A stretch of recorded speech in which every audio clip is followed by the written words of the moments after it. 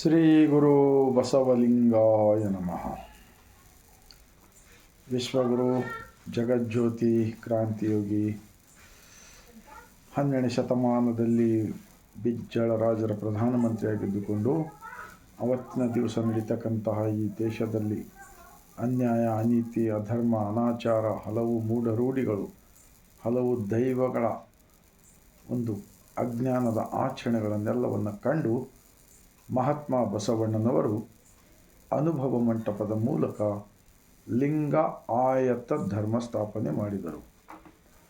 ಆ ಲಿಂಗ ಆಯತ ಧರ್ಮದಲ್ಲಿ 770 ಜನ ಅಮರಗಣಗಳು, ಲಕ್ಷದ ಮೇಲೆ 96,000 ದುಡಿಯುವ ವರ್ಗದವರು, ಉತ್ಪಾದಕ ವರ್ಗದವರು ಇಷ್ಟಲಿಂಗವನ್ನು ಎದೆಯ ಮೇಲೆ ಧರಿಸಿ ಪರಮ ಪತಿವ್ರತೆಗೆ ಗಂಡನೊಬ್ಬ, ಮತ್ತೊಂದಕ್ಕೆ ಎರಗಿದರೆ ಕಿವಿ ಮೂಗ ಕೊಯ್ಯುವನು, ಹಲವು ದೈವಗಳ ಎಂಜಲ ತಿಂಬುವವರಿಗೆ ನಾನೆಂತೂ ನಂಬುವೆನಯ್ಯ ಕೂಡಲ ಸಂಗಮ ದೇವ ಎನ್ನುವ ಮೂಲಕ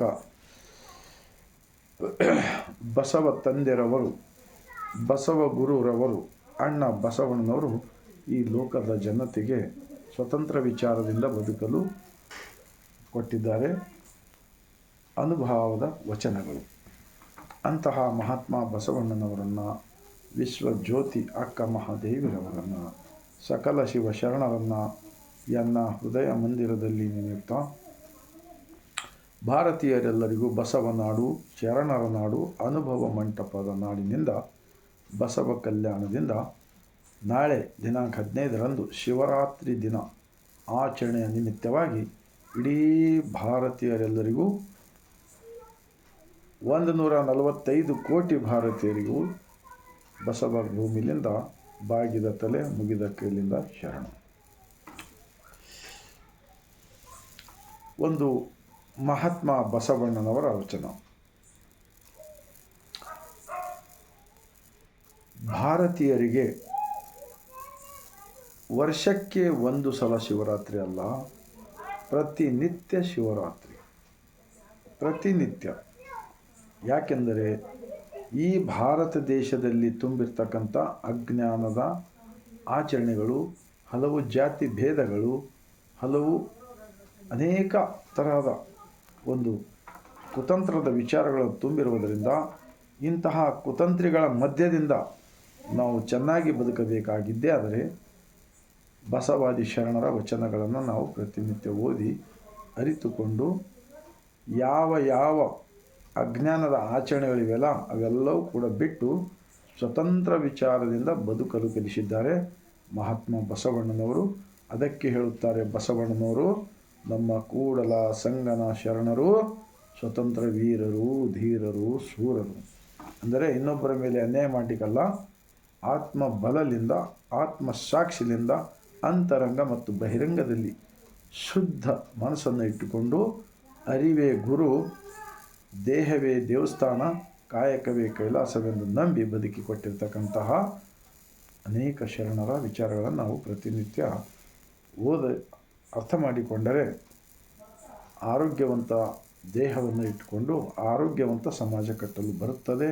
ಆ ಕಾರಣಕ್ಕಾಗಿ ಈಗ ಒಂದು ಬಸವಣ್ಣನವರ ವಚನ. ಶರಣ ನಿದ್ರೆಗೈದರೆ ಜಪ ಕಾಣಿರು, ಶರಣ ಎದ್ದು ಕುಳಿತರೆ ಶಿವರಾತ್ರಿ ಕಾಣಿರು, ಶರಣ ನುಡಿದದ್ದು ಶಿವತತ್ವ ಕಾಣಿರು, ಶರಣ ನಡೆದದು ಪಾವನ ಕಾಣಿರು, ನಮ್ಮ ಕೂಡಲ ಸಂಗನ ಶರಣನ ಈ ಕಾಯವೇ ಕೈಲಾಸ ಕಾಣಿರಣ್ಣ, ಇದೇ ಕಾಯವೇ ಕೈಲಾಸ ಕಾಣಿರಣ್ಣ. ನೋಡಿದ್ರಾ, ನಮಗೇನು ತಿಳಿಸಿದ್ದಾರೆ ಅಂದರೆ ಶಿವ ಕೈಲಾಸವಾಸಿ, ಆದರೆ ಬಸವಾದಿ ಶರಣರು ಬ್ರಹ್ಮಾಂಡದ ಲಾಂಛನ ಇಷ್ಟಲಿಂಗವನ್ನು ಎದೆಯ ಮೇಲೆ ಧರಿಸಿ ಇಡೀ ಬ್ರಹ್ಮಾಂಡದ ಒಡೆಯನೇ ನನ್ನೊಳಗೆ ಇದ್ದಾನೆಂದು ಈ ಗಟ್ಟಿತನದಿಂದ ಕೊಟ್ಟಿರ್ತಕ್ಕಂಥ ವಚನಗಳನ್ನು ನಾವು ಅರ್ಥ ಮಾಡಿಕೊಂಡು ಬದುಕಿದರೆ ನಿಜಕ್ಕೂ ಈ ದೇಶದಲ್ಲಿರ್ತಕ್ಕಂಥ ಎಲ್ಲ ಸಮಸ್ಯೆಗಳಿಗೆ ಪರಿಹಾರವಿದೆ. ಆ ಕಾರಣಕ್ಕಾಗಿ ನಾವು ಮಲಗುವಾಗ ಕೂಡ ಅಂತರಂಗದ ದೇವನನ್ನು ಧ್ಯಾನಿಸಿ ಮಲಗಬಹುದು.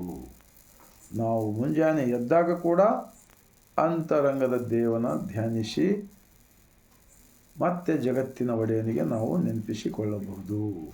ನಾವು ಪ್ರಸಾದ ತೆಗೆದುಕೊಳ್ಳುವಾಗ ಧ್ಯಾನಿಸಬಹುದು, ನೀರು ಕುಡಿಯುವಾಗ ಧ್ಯಾನಿಸಬಹುದು.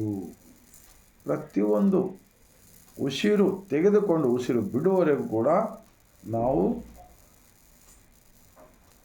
ಕಾಯಕದಲ್ಲಿ ನಿರತನಾದರೆ ಗುರು ಲಿಂಗ ಜಂಗಮ ಇವೆಲ್ಲವನ್ನು ಮರೆಯಬೇಕಂತ ಹೇಳಿದಾರಲ್ಲ ನಮ್ಮ ಶರಣರು.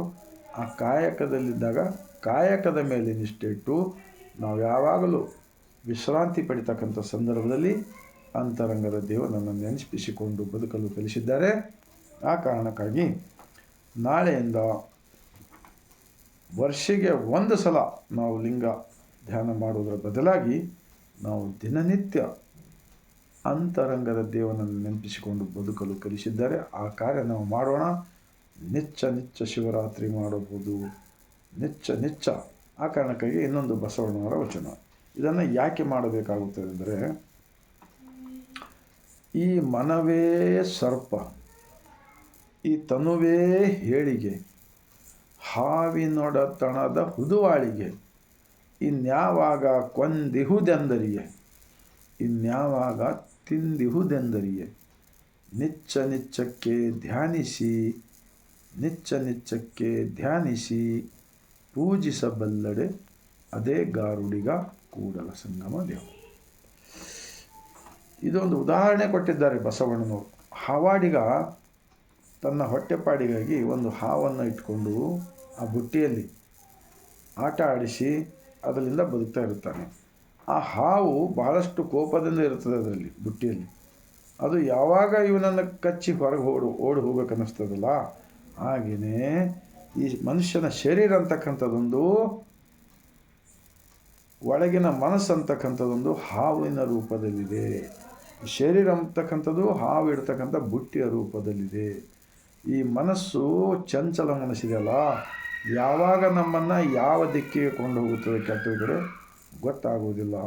ಆ ಕಾರಣಕ್ಕಾಗಿ ನಮ್ಮ ಶರಣರ ಸಂಘ, ಅನುಭಾವಿಗಳ ಸಂಘ ನಾವು ಬದುಕಿದರೆ ಎಲ್ಲ ಸಮಸ್ಯೆಗಳಿಂದ ಪರಿಹಾರ ಪಡೆದು ಮತ್ತೆ ನಿಶ್ಚಿಂತವಾಗಿ ಜೀವನ ಮಾಡಿಕೊಂಡು ಬದುಕಬಹುದು ಎಂದು ಹೇಳ್ತಾ ತಮ್ಮೆಲ್ಲರಿಗೂ ಮನಕ್ಕೆ ತಟ್ಟಿದೆ. ಆದರೆ 145 ಕೋಟಿ ಭಾರತೀಯರಿಗೆ ನಾಳೆಯಿಂದ ನಿತ್ಯ ಶಿವರಾತ್ರಿ ನಾವು ಮಾಡೋಣ ಎಂದು ಹೇಳ್ತಾ ಮತ್ತೊಮ್ಮೆ ಬಾಗಿದ ತಲೆ ಮುಗಿದ ಕೈಯಿಂದ ಸರ್ವರಿಗೂ ಶರಣ.